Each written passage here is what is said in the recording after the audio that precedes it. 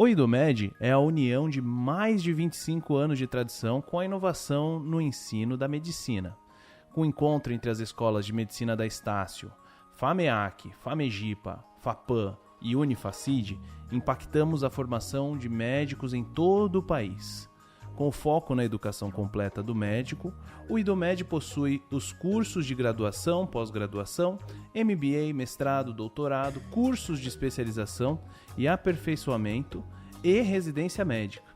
Levamos o ofício e a nobreza da profissão aliado ao cuidado humano, sempre mantendo o olhar apontado para os desafios do futuro. Inscrições abertas em idomed.com.br. IDOMED, a conexão que transforma a medicina.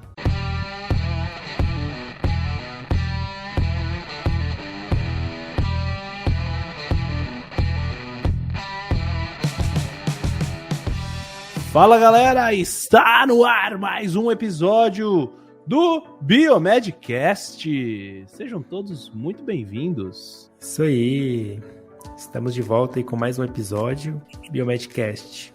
É isso aí, olha, e hoje é para reviver histórias de 8 anos atrás. 8 anos, né? Olha só, Biomedcast número 4, temos um participante aqui, um convidado que está hoje é especial, voltando a casa, né?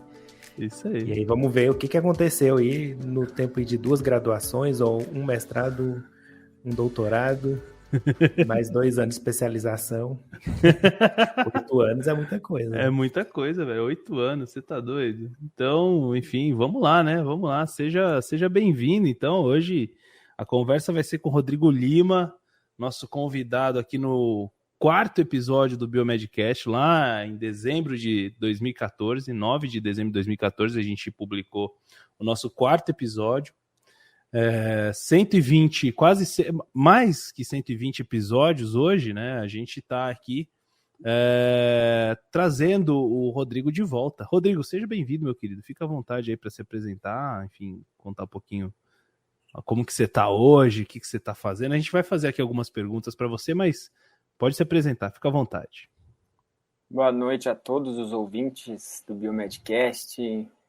Queria agradecer primeiramente o Bruno Câmara, Otávio, por esse convite, estar aqui de volta, bastante enriquecedor. Então, estou muito feliz de estar aqui de volta com vocês, espero contar um pouquinho da minha história, desde 8 anos, né? Como vocês falaram, não é algo trivial, né? Muita coisa aconteceu, a gente terminou a graduação, cada um percorreu seus caminhos profissionais, e eu acho que eu tenho um pouquinho de experiência para contar para vocês. A qualidade de biomédico, quais são as aventuras, os caminhos das pedras que os biomédicos podem percorrer. Show de bola, velho. Show de bola. Bom, então a gente vai fazer aqui um mini resumo, assim, né, do que eu consegui pegar lá no LinkedIn do Rodrigo. Se tiver alguma coisa errada aí, porque eu peguei tudo em inglês e traduzi para o português, mas vamos ver se está certo, né? Então, o Rodrigo, atualmente ele é biomédico, né, pela UNOeste, e ele fez uma parte da graduação dele na Universidade de Chester, na Inglaterra, né, pelo programa Ciências Sem Fronteiras, que já não existe mais, né? Especialista em Ciências da Saúde, na área de imunopatologia, mestre em Pesquisa e Desenvolvimento na área de concentração Biotecnologia Médica e doutorando atualmente em Patologia, sendo que essas 3 formações são pela Unesp. E aí ele tem experiência, né, com consultometria de fluxo e monitoramento do status imunológico de pacientes com HIV, e atualmente é consultor técnico da Organização Pan-Americana da Saúde, OPAS, e é responsável pela administração da Rede Nacional de Laboratórios para contagem de linfócitos TCD4 e TCD8. É isso aí, Rodrigo? Pica, hein? Corretíssimo, Bruno. Parece, até fiquei ouvindo, será que sou eu mesmo?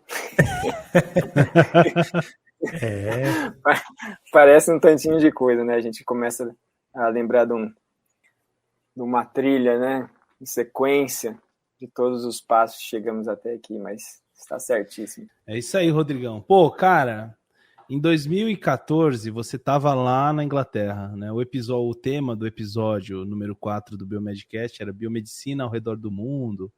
A gente queria trazer convidados do mundo inteiro, pelo menos um depoimentinho, né? E você foi o que participou efetivamente do episódio, junto com o Luiz, inclusive, né? E aí a gente acabou que construiu, né? A gente acaba construindo uma amizade, né? Com muitos dos entrevistados aqui. E de lá pra cá, cara, lá naquela época você estava em Chester, né? Na Universidade de Chester. Que me conta um pouquinho como que foi essa experiência sua fora do Brasil, lá na Inglaterra. Como que foi essa sua passagem aí, né, nessa questão da sua formação mesmo internacional? Bom, Otávio, foi, na verdade, minha segunda experiência internacional, né, mas a primeira em termos acadêmicos. A primeira experiência internacional foi ao terminar o high school em Minnesota, nos Estados Unidos. Mas aí em 2014 eu tive, então, a oportunidade de pleitear a bolsa pelo Ciências Sem Fronteiras na University of Chester. Cara, como biomédico, eu só posso citar que foi uma experiência gratificante em todos os sentidos, né? No lado pessoal, todos os desafios de viver num país com uma cultura diferente, com um modo de ensino diferente e um modo de ensino em alto nível, né? Ainda mais quando a gente fala em ciências biológicas, biomedicina, ou lá conhecido como Biomedical Science. Foi um desafio muito grande, mas para mim foi um divisor de águas, ao qual, mesmo tendo que postergar 1 ano de graduação ao retornar para o Brasil, foi um divisor de águas muito grande, porque me deu um know-how, uma experiência que eu salientei muito nas minhas oportunidades profissionais, seja ao adentrar pós-graduação, no nível de especialização, mestrado. Até hoje eu sou muito consultado para dar um apoio, às vezes na parte de língua inglesa, nos trabalhos científicos. E a própria vivência em si leva a gente a um amadurecimento bastante relevante para a nossa atuação profissional. Com certeza, eu morei no Canadá, né, 1 ano. Não foi na época da graduação, mas foi depois já de fazer o mestrado, mas é completamente diferente a pessoa que sai do Brasil e volta, né? A gente muda bastante, com certeza. Eu imagino que sua experiência, ainda mais na graduação, foi muito boa. Você trabalhou com o que lá, mais ou menos? Assim, como que foi?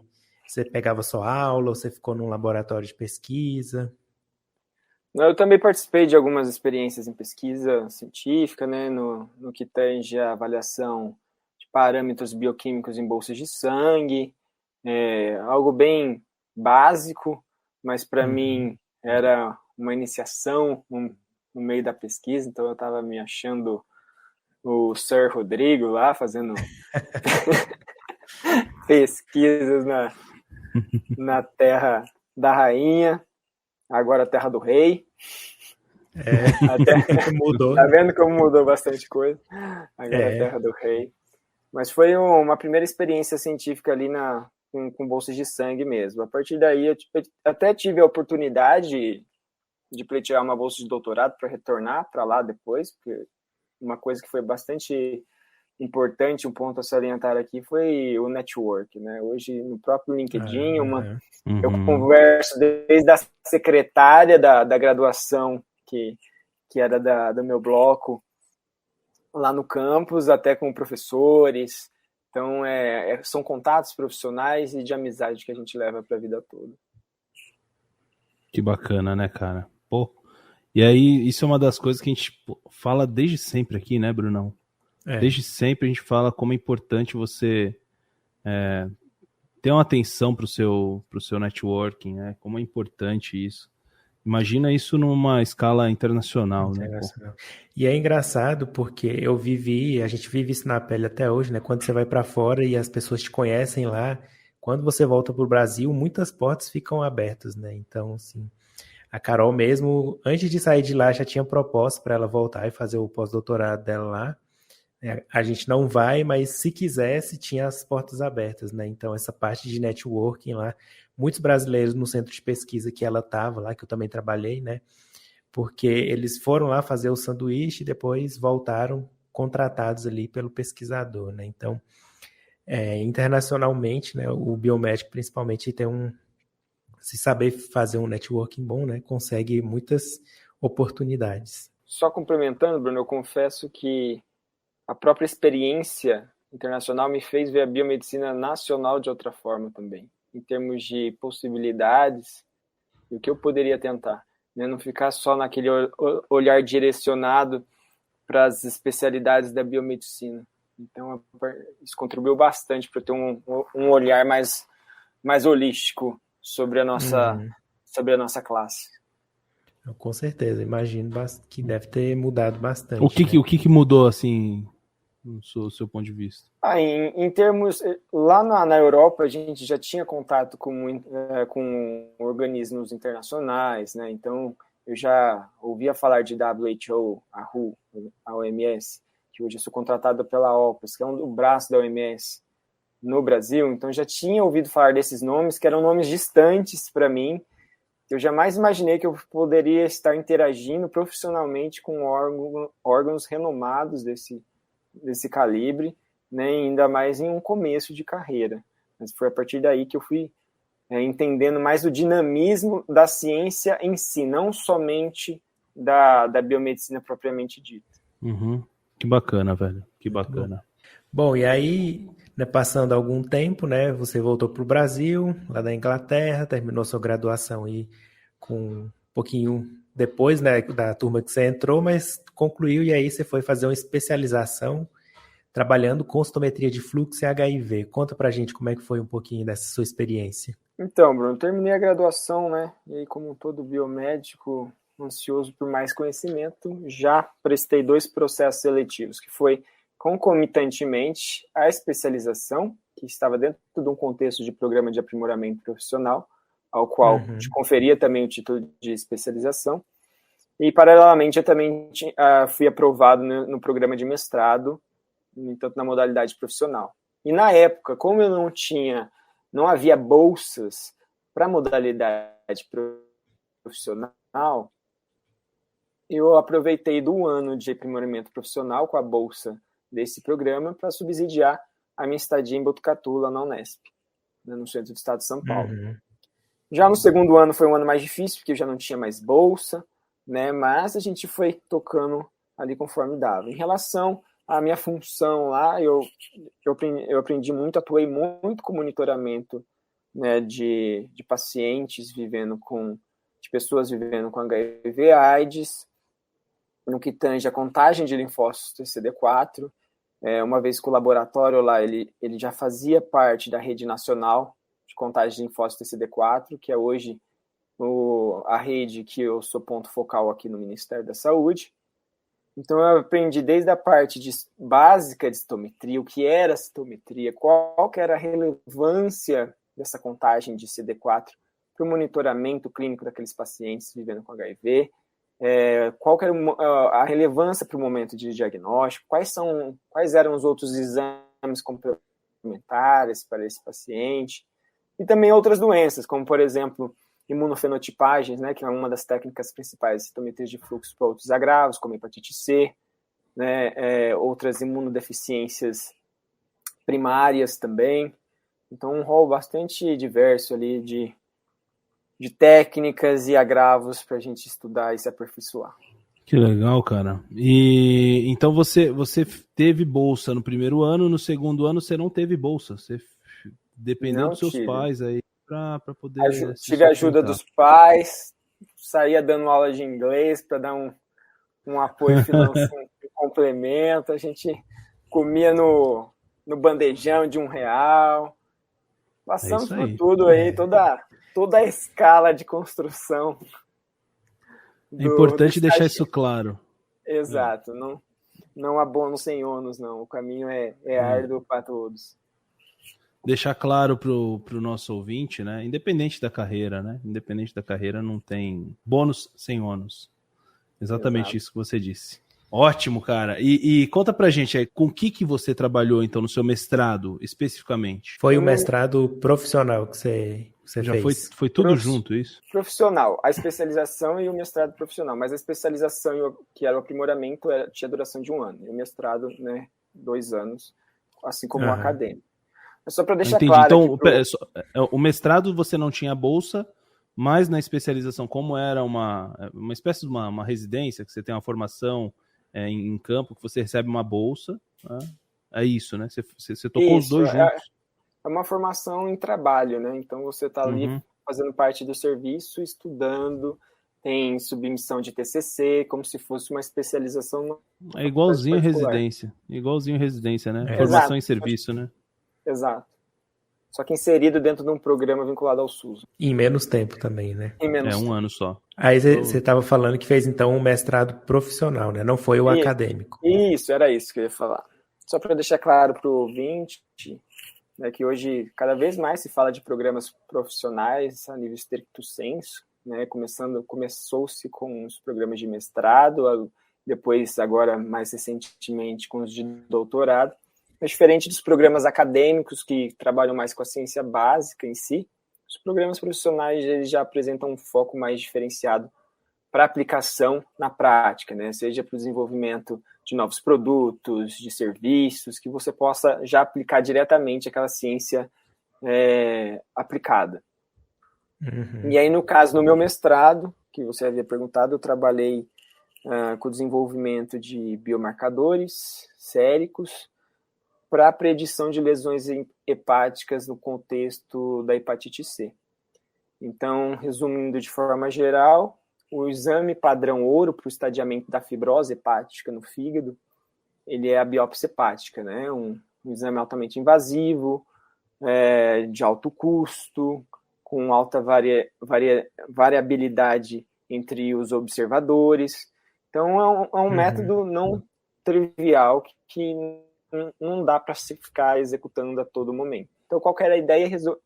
Criar um método não invasivo que você poderia estadiar essas lesões fibróticas com marcadores que a gente tem no sangue, né?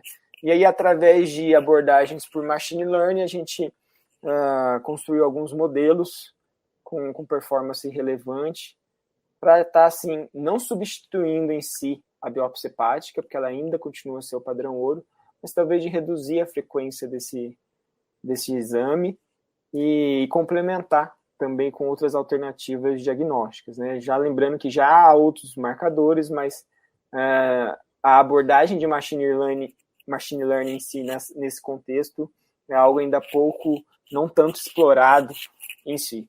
Olha só, hein? Pô, que da hora, hein, meu? Bela contribuição para a ciência, né, cara? Já pensou?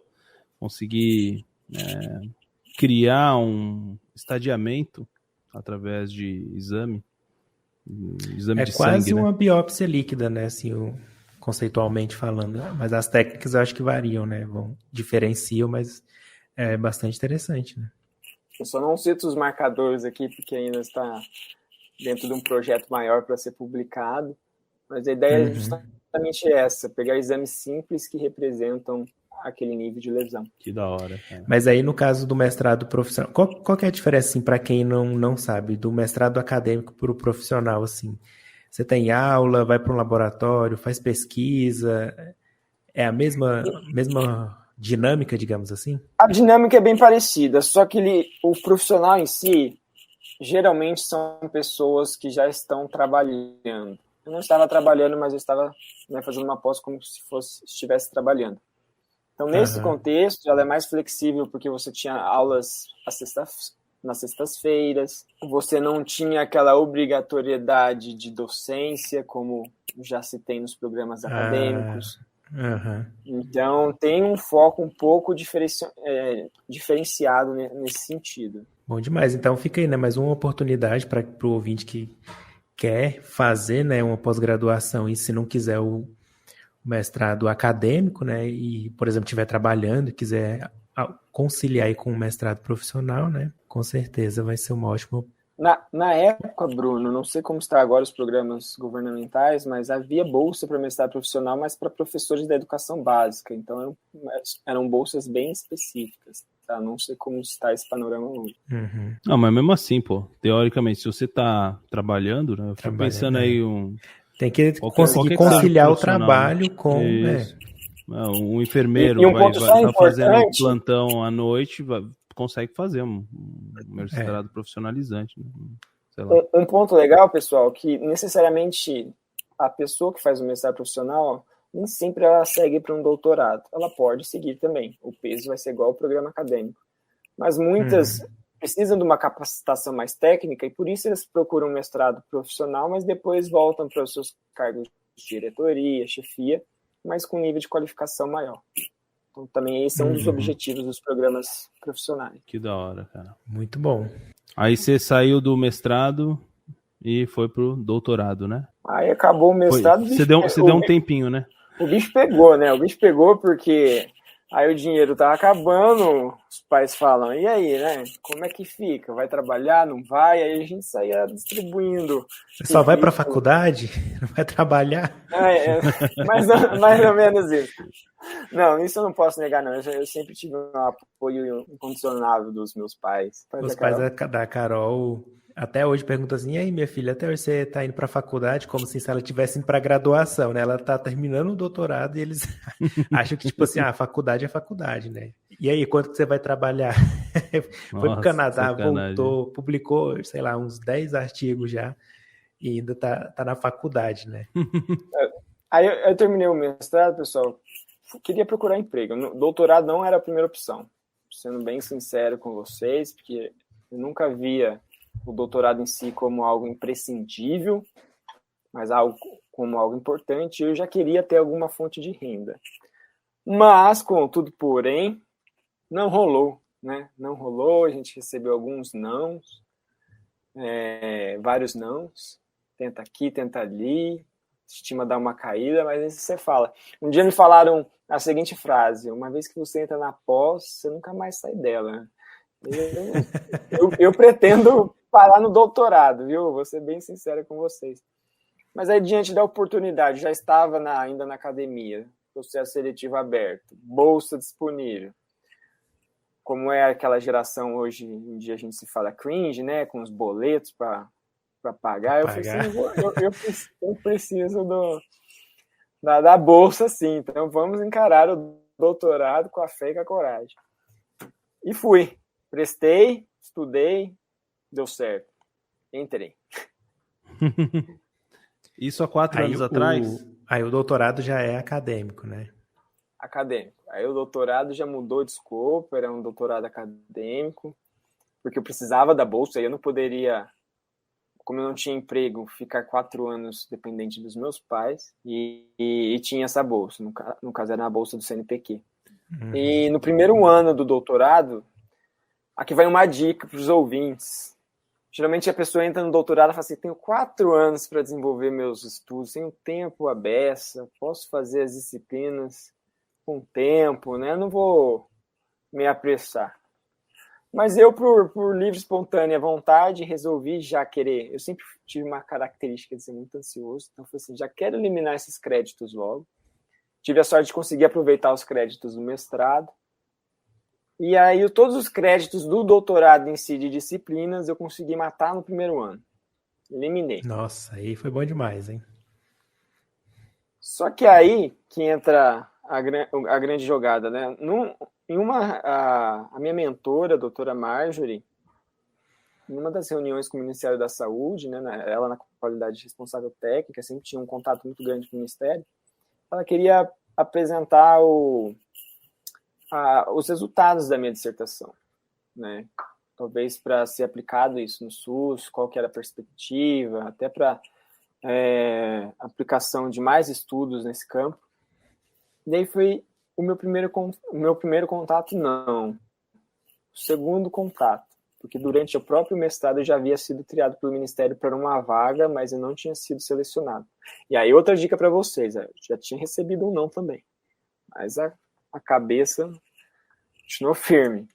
E aí, nessa oportunidade em si de demonstrar os resultados da minha dissertação durante o primeiro ano do doutorado para o Ministério, eu acabei me deparando numa reunião com pessoas que viriam a ser a minha equipe de hoje. Então, na verdade, acredito que durante essa apresentação também acabou sendo uma espécie de processo seletivo de alguma forma, né? De forma que depois me ligaram e perguntaram, Rodrigo, lembra de mim? Te liguei quando você ainda não tinha acabado o mestrado, você ainda tem interesse de vir para Brasília? Aí eu pensei, poxa, eu tô no primeiro ano do doutorado, o que eu falo para minha orientadora? Ela vai ficar louca da vida porque eu me comprometi. Aí, e eu já tinha uma bolsa praticamente aprovada pelo CapSprint para voltar para a Europa, se não me engano seria a Espanha. Tudo certo, bolsa sobrando. Aí eu parei, inspirei, pensei, o salário era bom, a oportunidade era única, eu seria contratado pela OPAS, ia prestar serviço dentro do Ministério da Saúde. Falei, cara, experiência fora, internacional é ótima, é insubstituível, mas eu já tive. Eu acho que agora eu preciso pensar mais no longo prazo, eu não posso deixar essa oportunidade passar, porque ela pode passar e depois eu não sabia quando ela ia voltar. Então eu falei assim, tenho interesse sim, nem pensei, estou falando aqui para vocês o que eu pensei. Mas na hora que me ligaram, eu não tinha nem perguntado para minha orientadora. Ai, se ela ouvir esse podcast depois, né? Eu só respondi sim para os entrevistadores, assim, não, tenho interesse sim. Depois eu pensei, depois eu converso com a minha orientadora e vejo que vai dar isso. Né? O resto arruma depois. Mas tive apoio total, ela entendeu como uma oportunidade única também. Porque um fato bastante interessante da pós-graduação hoje, que não se avalia só a produção científica, né? Então, a inserção dos alunos no mercado de trabalho, em determinado nível, isso também pontua para o programa de pós-graduação. Então, a gente sabe que toda relação na pós-graduação é recíproca, né? Você traz relevância para o programa de pós-graduação e ele traz para você. Então, foi um acordo pactuado que, como eu já tinha adiantado bastante coisa, eu tocaria o doutorado à distância. E aí eu tive apoio da orientadora, da co-orientadora, né, e vim para Brasília. O doutorado você estava, então, em Bauru ainda. Bauru não, desculpa. Botucatu. Você estava em Botucatu e teve a oportunidade para mudar para Brasília para trabalhar na OMS, no braço da OMS aqui para a América Latina, que é era contratado pela OPAS para trabalhar dentro do Ministério, né? E aí, vou ser sincero, o que eu ia fazer aqui no Ministério? Eu não sabia. Eu sabia que ia trabalhar com gestão, mas eu não sabia o que eu ia fazer. Sabe o que eu fiz?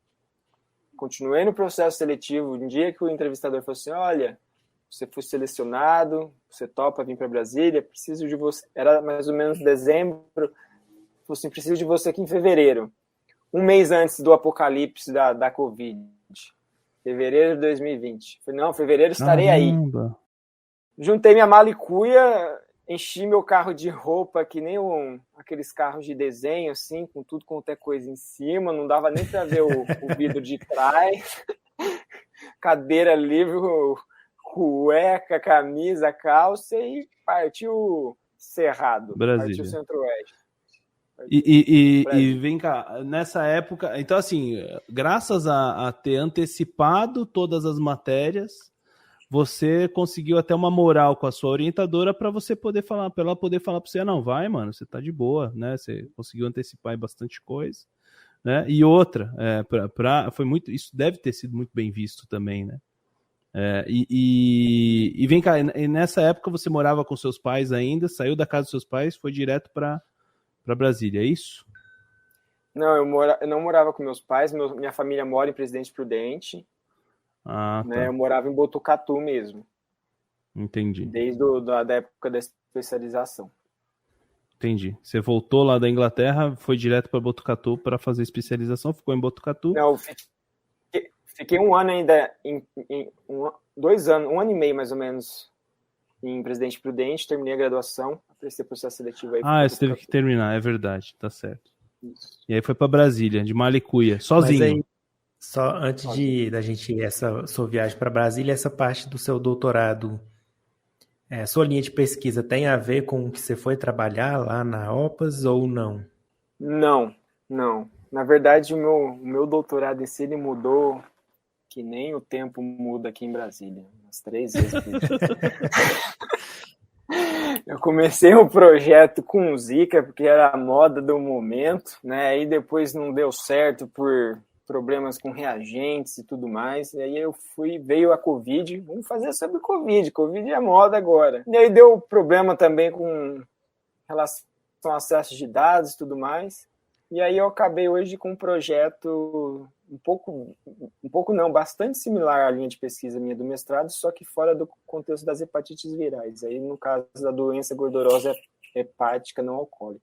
Mas também com a intenção de desenvolver biomarcadores que possam predizer a lesão hepática, só que no contexto desse agravo. Para estadiamento também no caso da hepatite. No caso também de fibrose, de esteatohepatite, aí já são um pouquinho mais complexo, né, os tipos de lesões. Que legal, cara.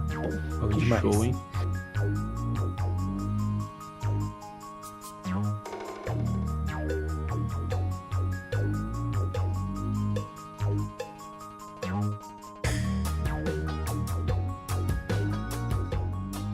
Bom, aí eu acho que agora a gente pode ir para a segunda parte, né? Que aí o Rodrigo chegou em Brasília, né? Veio de mala e cuia, chegou aqui na umidade de deserto, né? 12%, nariz seco. E aí conta pra gente, então, o que é, primeiro de tudo, assim, para quem nunca ouviu falar ou não sabe, né? O que é essa Organização Pan-Americana da Saúde? Bom, a Organização Pan-Americana da Saúde é a entidade que efetiva a minha contratação. Em termos de organismo internacional, ela é um braço da OMS nas Américas, né? Então, acho que o pessoal ouviu bastante dela durante a pandemia, porque ela coordenava distribuição de vacinas, né? Diretrizes de diagnóstico, apoio aos laboratórios para o diagnóstico dos agravos. Então, ela atua bastante em parceria com os órgãos nacionais dos países que são associados a ela no combate dessas doenças. Quem que é associado da OPAS aqui na América? Não são todos os países. E a maioria dos países da América Latina não são todos, mas os principais, podemos citar Estados Unidos, né? Canadá. Então México. Não é só América Latina, é a América inteira. As Américas. Pan-americano, né, Otávio? Todas as Pan-americana, é verdade. A sede é em Washington. Que legal, cara. Você chegou aí para Washington? Não. Queria que meu pagamento fosse em dólares também. É bom receber em dólar. A gente tem que subir devagarzinho. Tá certo. Mas então, só me tira uma dúvida. A OPAS, a OMS, assim, o dinheiro que ela vem é de quê? Assim, os governos que colocam, tipo um fundo que vai para lá, alguma coisa nesse sentido? São projetos, né, que são direcionados para determinadas linhas em termos de saúde pública e que vai sendo redistribuído para os órgãos competentes naqueles países. Então, no caso, eu atuo dentro do Departamento de Doenças Crônicas e Infecções Sexualmente Transmissíveis, o DCCI, que é vinculado à Secretaria de Vigilância em Saúde. Então, existe não só no meu departamento essas ações, mas em todo o Ministério da Saúde. Legal. Que legal, cara. Então, basicamente, quem sustenta a OPAS e a OMS são os países que são membros dessas organizações. Em tese é isso. Legal. Eles que financiam as suas ações pro bem das Américas, da saúde. Que legal. E o que faz um consultor técnico da OPAS, que é o seu cargo atual, né? Ou não? Exato. Bom, eu sou contratado numa modalidade de prestação de serviços por produto, né? Então, eu atuo no desenvolvimento técnico de documentos, seja para o diagnóstico de HIV, por exemplo, seja para avaliação de tecnologias. E, além disso, a gente presta apoio nessas redes de diagnóstico, como eu já citei, como de contagem de linfócito CD4, de carga viral do HIV. No caso, o meu departamento em si, ele abrange todas as ISTs, incluindo sífilis, clamídia, gonorreia, vários agravos, um conjunto bem amplo. Em si, também, paralelamente, a gente ajuda, por exemplo, vou dar um exemplo aqui, a gente está atualizando as diretrizes de diagnóstico do HIV, então as diretrizes nacionais para os fluxos de diagnóstico do HIV, todos os laboratórios, sejam públicos ou privados, seguem uma diretriz nacional, e eu faço parte do time né, que está atualizando a nossa diretriz. Então, isso é uma das atuações que eu estou inserido. E a rede de CD4, por exemplo, hoje que eu sou ponto focal, hoje existem 2 redes de CD4 que eu apoio, uma rede baseada em citometria de fluxo, por 72 laboratórios em locais mais centralizados, e outra rede também de CD4, mas que utiliza metodologias point of care. Então, a gente atua ali avaliando, num contexto macro, qual tecnologia é mais apropriada para determinada região, e local e território no Brasil, né, dado as suas características tecnológicas. Vem cá, então, point of care, só para o nosso ouvinte aqui que não sabe o que é, né? Point of care são os testes remotos, né? Os testes remotos, exato. Então, assim, existe citometria de fluxo em point of care?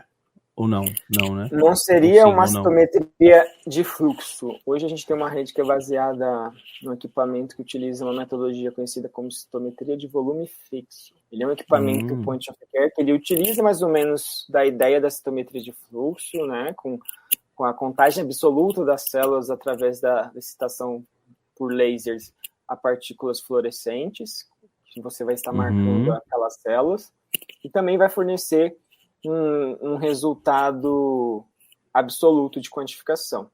Mas, é claro, com um nível de detalhes menor, né? Mas no contexto das políticas de HIV, fornece um resultado suficiente. Tão quanto equiparável como a metodologia convencional. Pô, que legal, cara.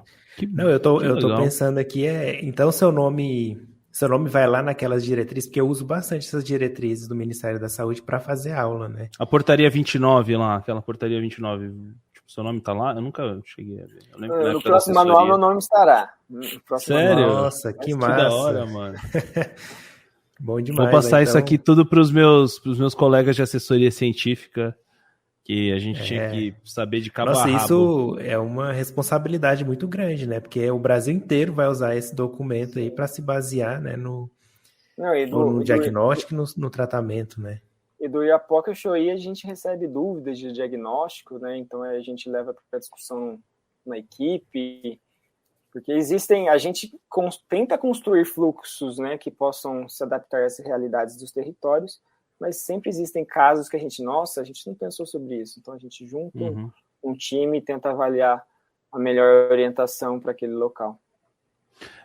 Posso fazer um comentário aqui? Isso é uma dor que a gente tinha, eu pelo menos na época que eu trabalhava no DB, a gente tinha dentro da assessoria, eu sei da portaria 29 porque a gente tinha que saber de cabo a rabo, né? Para poder orientar os laboratórios, os clientes, né, do DB, quanto à conduta com relação a como que você passa o resultado, né, isso no caso do HIV, né, o resultado de HIV para o paciente, né, você precisa seguir, são, se não me engano, 4 ou 5, acho que são 4 fluxogramas, né, e nenhum deles, independente da metodologia que era utilizada, atendia um laboratório de apoio. Isso é uma das coisas que um laboratório exclusivamente de apoio, como era o caso do DB. O DB ele não era atendido pela portaria 29 porque não é, né? Até hoje, porque nós não temos contato. Eu falo nós, né? Eu não estou mais na empresa, mas enfim, não tem contato direto com o paciente, né? Apesar de realizarmos os exames, né? Mas aí é o laboratório que contratou, não que vai mandar isso para o paciente. Isso, mas na portaria ela não contempla o fato de... Porque assim, eu penso o seguinte... Mas a responsabilidade vai ser do laboratório final, não? Que contratou o serviço. Exato. Não, mas o resultado é a gente, né? O resultado quem faz a análise é o laboratório de apoio. Quem se responsabiliza em passar esse resultado para o paciente é o laboratório da ponta lá, né? É o cara que atendeu, que colheu o exame, né? Então... Mas quando você, por exemplo, o laboratório contrata um de apoio, já não tem um contrato ali falando, olha, tais resultados, se der algum problema, quem assume a responsabilidade? Tal. Então, pois é. Né? Geralmente, como que funciona? Né? No caso de um resultado positivo lá, que deu um processo, sei lá, né? Deu um resultado positivo, o laboratório acabou entregando o resultado direto para o paciente sem antes fazer um confirmatório, sem antes seguir um dos fluxogramas, ou seja por Western blot, ou seja por técnicas de biologia molecular, né? Entregou lá um resultado, um teste, caramba, quimioluminescência. Não imunocromatografia. O DB faz quimioluminescência e eletroquímio, né? Mas que seja de quarta geração. Que seja, independente, né? Mas liberou lá o resultado HIV, eu não lembro quanto que era o cutoff, mas eu acho que era até 50, alguma coisa assim. O cutoff eu acho que era 1, né? Só que aí dava um resultado positivo baixo, reagente baixo. E aí o laboratório liberava esse resultado acidentalmente para o paciente ia lá e processava o laboratório falando que ele estava com HIV, né? Só que ele não estava, ou estava ou não estava, entendeu? Então... mentiu quem liberou. O próprio manual, ele cita várias condições que pode ocorrer em resultados falsos reagentes ou falsos não reagentes, isso é importante. E nesse contexto também você fala de terceirização dos laboratórios, não somente a portaria em si, mas também a gente está em fase de atualização, a Anvisa está, né? A gente apoia, da RDC, por exemplo, 302, né, que regulamenta os laboratórios. Isso aí é polêmico. De análise clínica. O seu nome vai na RDC 302, na atualização dela, velho? Não.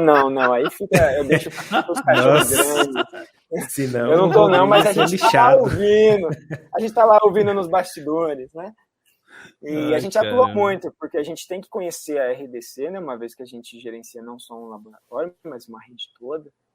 E a própria atualização dessa dinâmica de laboratórios, né, de utilização de teste point of care vai se atualizando conforme a medicina diagnóstica em si vai evoluindo também. As técnicas vão melhorando, sensibilidade, especificidade. Quem imaginou que ia fazer PCR em farmácia? Né?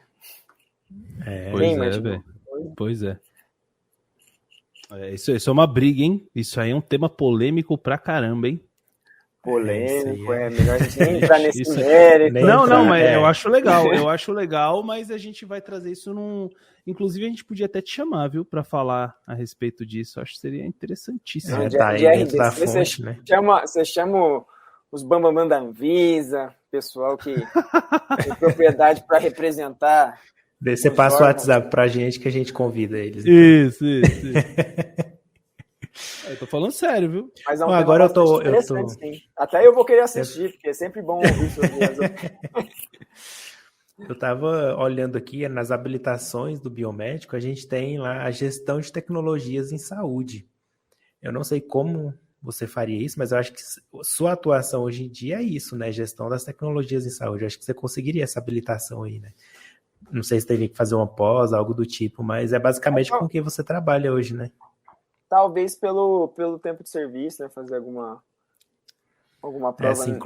A prova de título, talvez, né? Nesse sentido. Mas para a consultoria em si, não seria um must, tá? No momento. Talvez, acho que isso se aplicaria mais para um cargo público mesmo, oficial, né? Que exigisse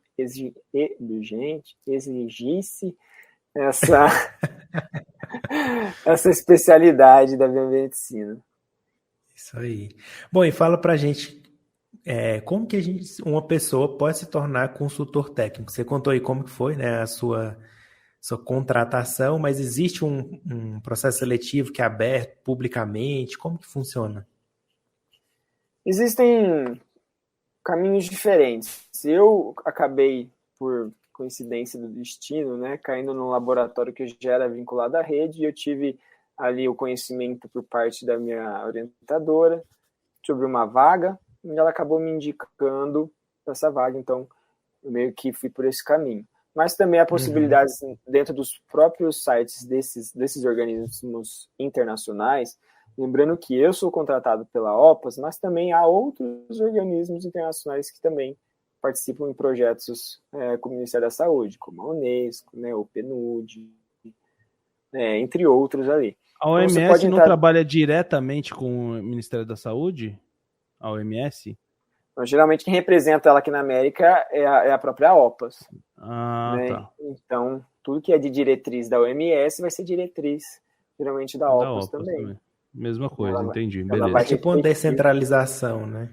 Isso. Ela tem outros braços ao redor do mundo? É uma OMS? Não vou saber te falar em termos de outros continentes, não. Mas talvez tenha, mas não é de conhecimento meu. Aí você estava falando, então, que existem várias formas, né, de se tornar um consultor, né? Isso. Unesco. Nesses sites vão ter vagas publicadas com os requisitos. Eu acho que é importante o pessoal que se interessa por essa área, desde que estiver na graduação ou acaba saindo da graduação, já leia o escopo dessas vagas, o descritivo, que tipo de experiência que se cobra num tipo de vaga dessa, né? Porque eu vejo muito os alunos eles se formarem e acabando entrando numa pós-graduação, mas sem um direcionamento. Aí você vai perguntar para ele, mas se você quer pleitear vaga no quê? Né? Algumas especialidades são mais lógicas, a pessoa vai lá fazer pós em ressonância magnética, é óbvio que ela vai trabalhar com isso. Mas às vezes você pergunta para os alunos, você quer estágio no quê? Estágio em biomedicina. Aí você fala, rapaz, mas aí você complica a vida para dizer aqui, porque a biomedicina é muito ampla, né? Ninguém vai falar assim, vou fazer um estágio, um médico vai chegar e falar para você, vou fazer um estágio em medicina, né? É bem complicado, precisa de uma especialidade. E aí, a partir desses critérios, o pessoal pode já se nortear, eu acho que experiência em laboratório diagnóstico num determinado agravo, doenças infecciosas, doenças crônicas, talvez seja um fator chamativo para eu pleitear ali daqui a uns anos uma vaga por aí. E não pense que você tem que ser profissional no auge da carreira para vir para o Ministério da Saúde. Não, eu achava isso, eu tinha essa definição. Tanto que eu gosto sempre de comentar que quando eu era um mero pós-graduando, eu tinha uma reserva técnica mensal para gerir de R$400 por mês, né? Fora a minha bolsa para compra de insumos, material ali de pesquisa. E aí, pessoal, quando eu vi que eu ia apoiar contratos de mais de R$100 milhões, eu falei assim, minha nossa senhora, e agora? É a mãe dessa responsabilidade. Lascou. E aí a tal da síndrome do impostor vem e te pega com tudo. Mas essa aí... Fui escolhido, o pessoal viu alguma coisa errada comigo, alguém tomou alguma coisa na hora que me selecionou. Mas aí você vai crescendo na diversidade, vendo, olha, eu estou em começo de carreira, mas eu fiz uma boa graduação, fiz uma pós-graduação legal, e eu tenho o que contribuir. E o Ministério foi uma escola está sendo uma escola gigantesca para mim. Às vezes a gente acha que só aprende na academia, na pós, mas não. Vivenciar um ambiente desse, se você tiver até uma oportunidade de estagiar, né, numa das áreas do Ministério, eu acho muito válido. Isso aí, então fica a dica aí para os ouvintes, né, que almejam essa parte, trabalhar mais a esse nível, né, de Ministério da Saúde aí, né, ou em alguma secretaria de saúde, né.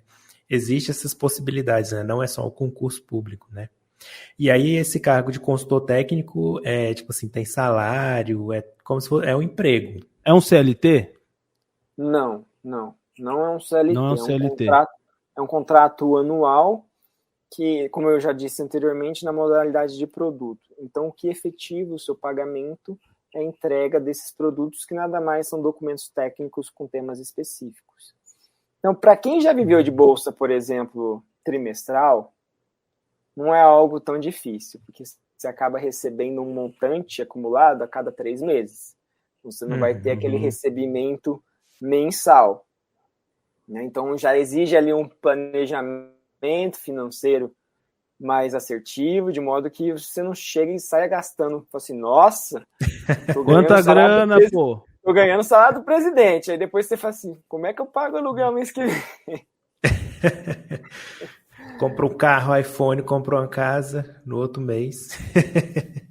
Agora... Vende tudo para pagar as contas. Exato. Então, não é um CLT, mas que tipo de benefício que te traz?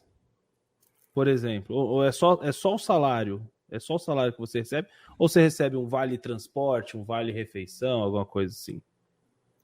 Não há. Se você quiser abrir isso, tá? Não tem problema, não. Não há bonificações assim como trabalhos formais, mas o que eu posso dizer é, em comparação aos trabalhos CLTs, para um começo de carreira, vai te pagar salários que você não imaginou que te pagariam. Então, vão te pagar salários que, no nível ali de empregabilidade, seria equivalente ao pleno para sênior. Se a gente for comparar o salário base do biomédico, é algo muito além do que você imaginou que você começaria ganhando no começo de carreira. Então, vale a pena nesse sentido. Financeiramente, é bastante relevante.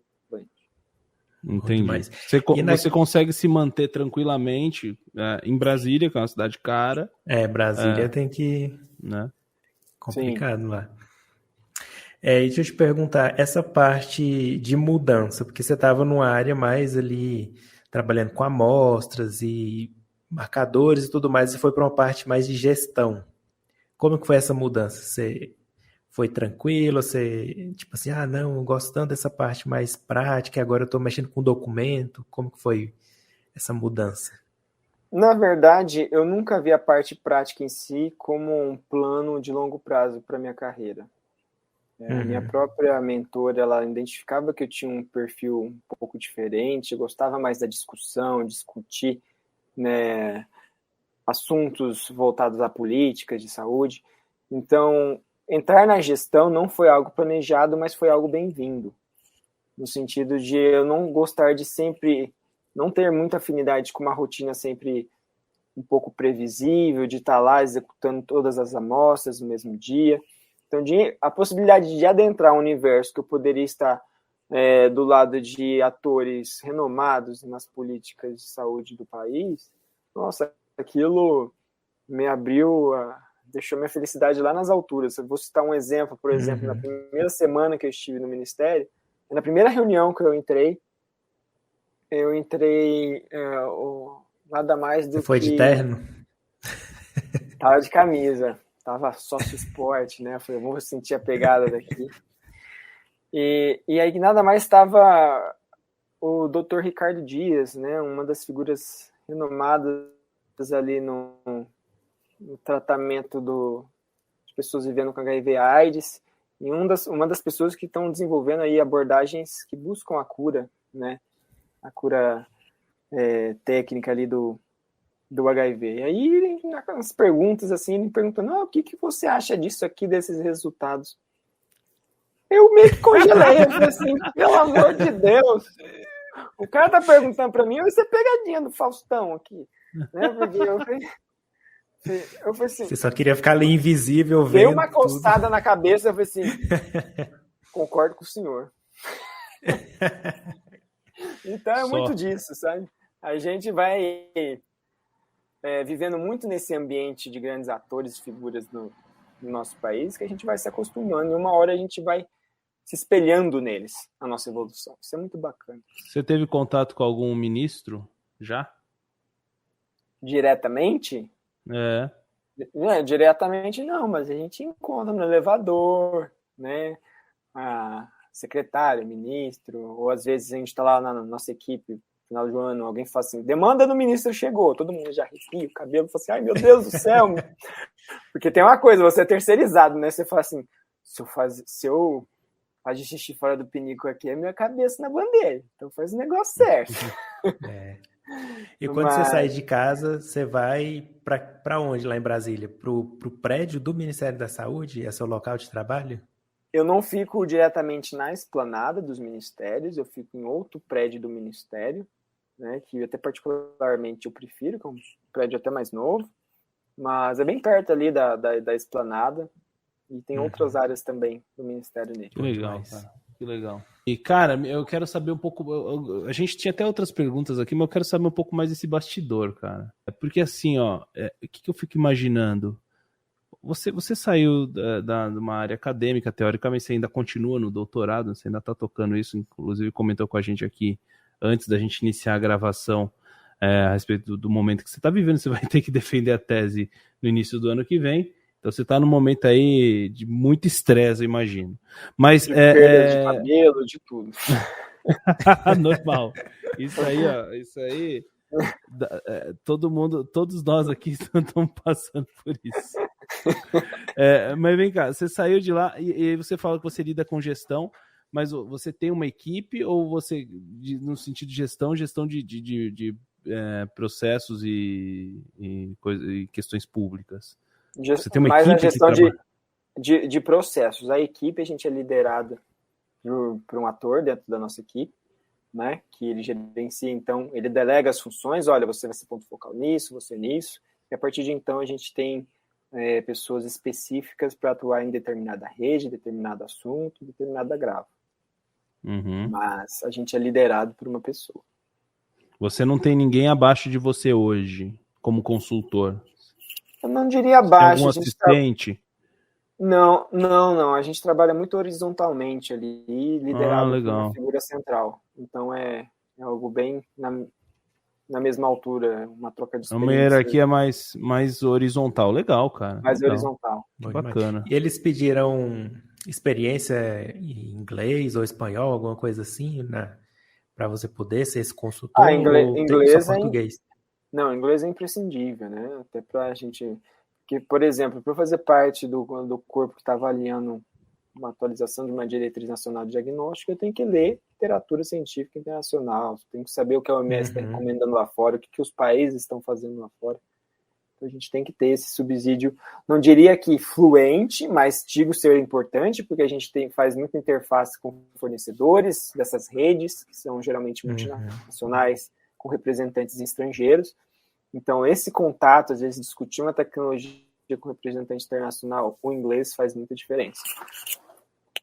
Que legal. E essa atualização, vocês pegam aquele texto que estava vigente e acrescentam ou mudam ali a literatura com base no conhecimento científico que está mais recente? Com base no conhecimento científico, com base na opinião de especialistas que fazem parte de um colegiado que vai avaliar esse documento. Então, não existe decisão monocrática ali, passa por vários especialistas, seja da área laboratorial, da área clínica, né, que aí depois fecha um parecer e fala o manual pode ser aprovado dessa determinada forma. Então, são vários grupos envolvidos.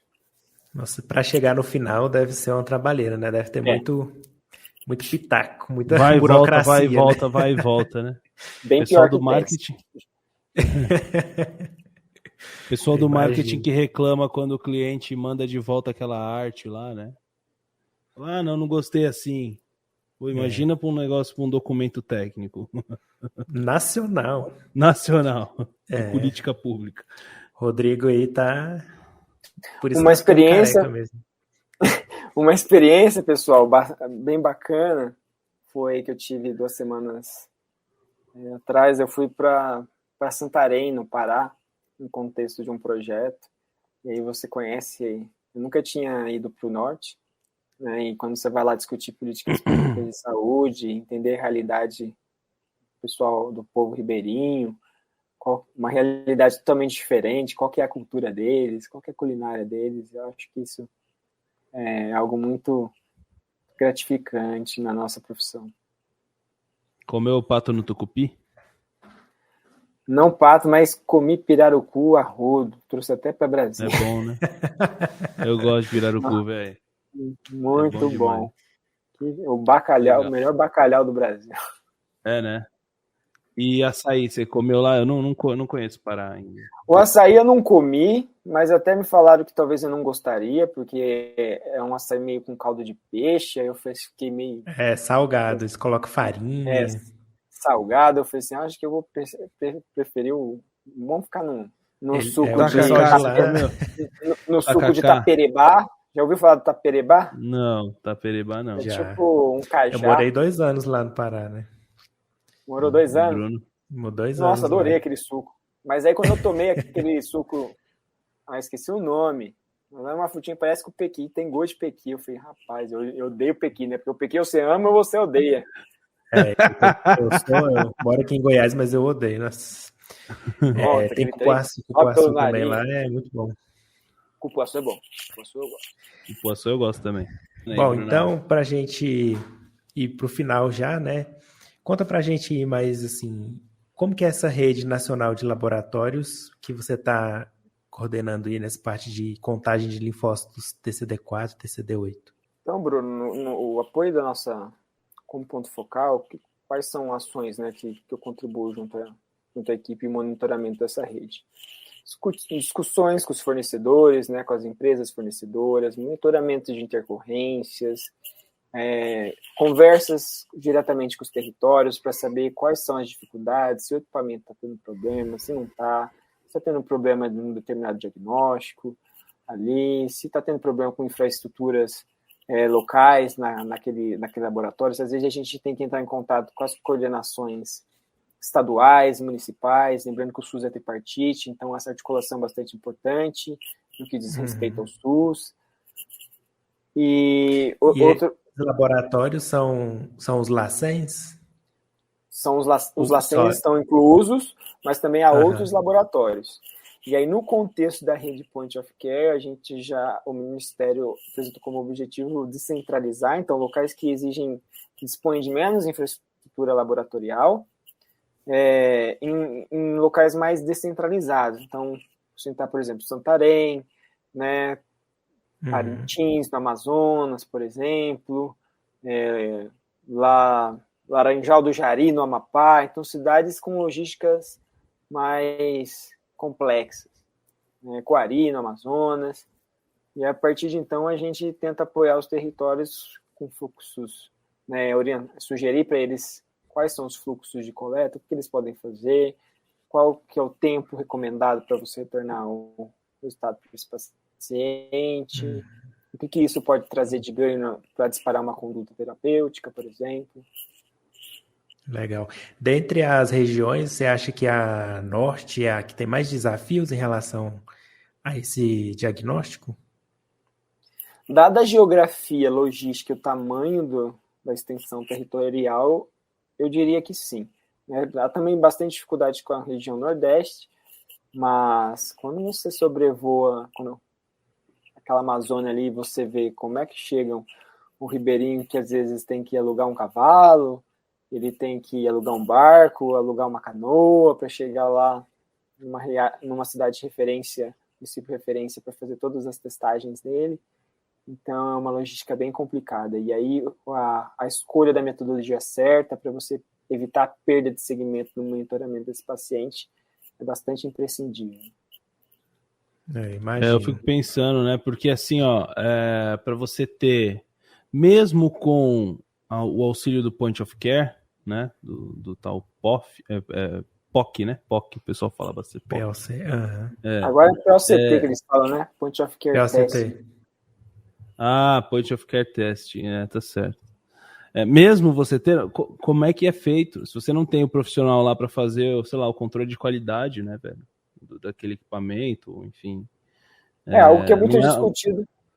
Algo que é muito discutido quando se fala em Point of Care hoje é na qualidade, né? Inclusive, por exemplo, hoje no webinar até citei, um dos gargalos que a gente fala de exame CD4 é a viabilidade da amostra. Então, alguns parceiros do Ministério estão, por exemplo, desenvolvendo soluções preservantes para aumentar a viabilidade dessa amostra. Então, isso agrega bastante para flexibilizar essas coletas. Importante. Demais. E como que foi a sua atuação, então, no Departamento de Doenças de Condições Crônicas e Infecções Sexualmente Transmissíveis do Ministério da Saúde? Essa sua atuação faz parte desse seu trabalho de consultor técnico? Como é que funciona? Ou é um negócio à parte?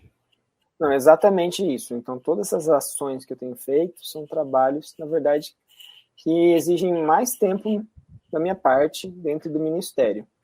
Os produtos são tão importantes quanto, mas não são atividades que eu estou fazendo na maior parte do tempo. São atividades que vão mediar o meu pagamento, só que há esse outro conjunto de atividades que a gente está mais envolvido no dia a dia enquanto consultor. Isso tudo no âmbito do DCCI, do Departamento de Doenças de Condições Crônicas e STs. Show de bola, cara. Pô, que bacana o papo, hein, meu? Gostei bastante. Bom demais. Cara. Nossa, muita coisa aconteceu em 8 anos, hein?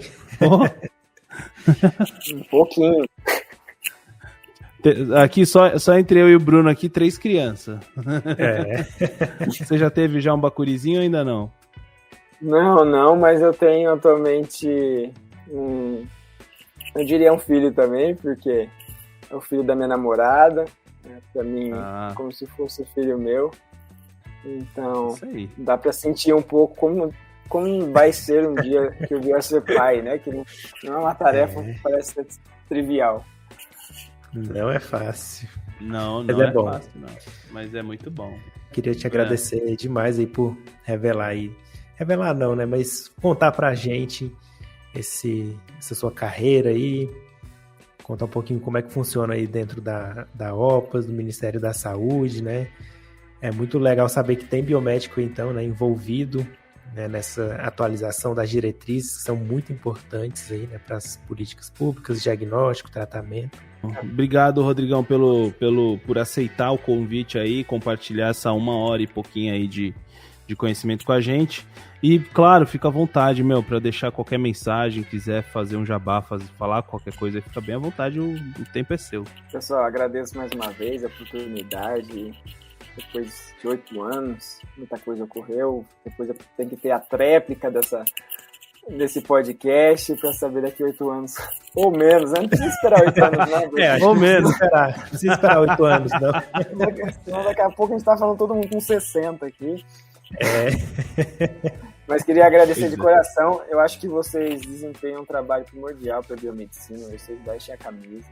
Como eu tinha comentado com vocês, para mim, biomedicina padrão, biomedcast são nomes que todo biomédico, estudante de biomedicina, ou aspirante a estudante se baseia. Isso é bastante bacana. Ainda mais hoje nesse contexto, né, bastante sensível dos encontros virtuais. É bacana rever o Bruno, o Otávio, a gente acompanhar o crescimento profissional de cada um e saber o quanto que a biomedicina ela pode trazer para nós profissionalmente. Eu sempre vejo um texto que o Bruno publica em relação à biomedicina, que a biomedicina em si é uma ferramenta para atingir os objetivos, né? E eu partilho da mesma opinião.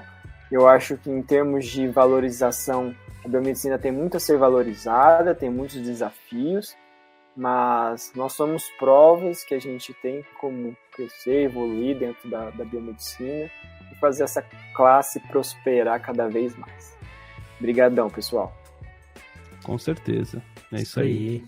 Demais. Valeu, Rodrigão. Um abraço, meu querido. Obrigado, querida e querido ouvinte, pelo seu tempo, pelo seu download, e esperamos você no próximo episódio aqui, diretamente do Biomedcast. Isso aí. Tchau, tchau. Valeu, gente. Tchau, pessoal.